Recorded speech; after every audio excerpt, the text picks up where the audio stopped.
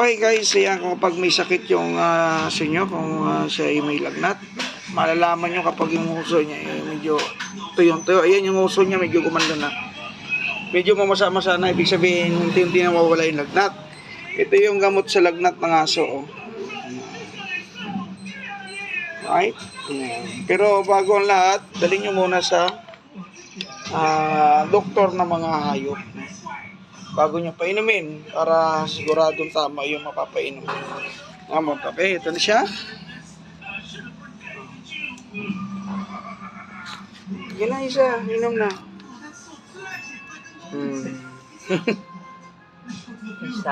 Isa, inom na para mawala na yung lagnat. Ayan, sa sipon din, yan, kasama na rin dyan. Sipon, lagnat, ubo.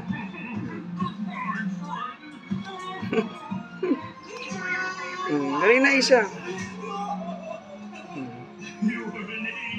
Ya. Sige na, naglalambing ka na naman isa ha.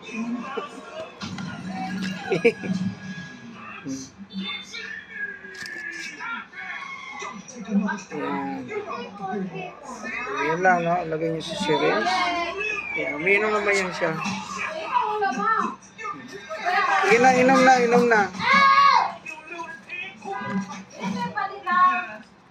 Oh. Dali na, para gagaling ka na, mawala na yung lagnat mo, huwag ka na magtago. Isa.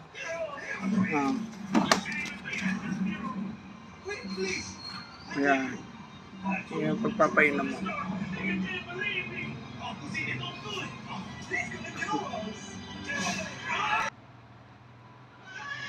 Gamitan nyo ng syringe para hindi matapos.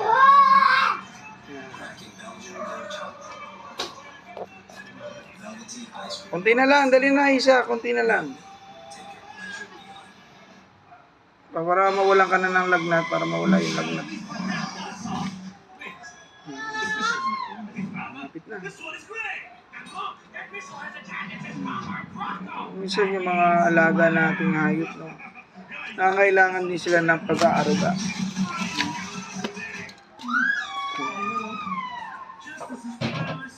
Kaya sana kung may mga alaga kayong hayop, mga aso, kapag nakaramdam sila ng malubhang karamdaman, ipa-check up nyo rin. No? Kawawa rin sila eh. May sarili rin yan silang nararamdaman. No? Kapag hindi ka komportable, di ba? Pero masama yung pakiramdam. Kaya nangangailangan rin sila ng kalingat, pagmamahal ng kanilang mga amo. Hello, isa? Okay ka na isa? Galing ka na.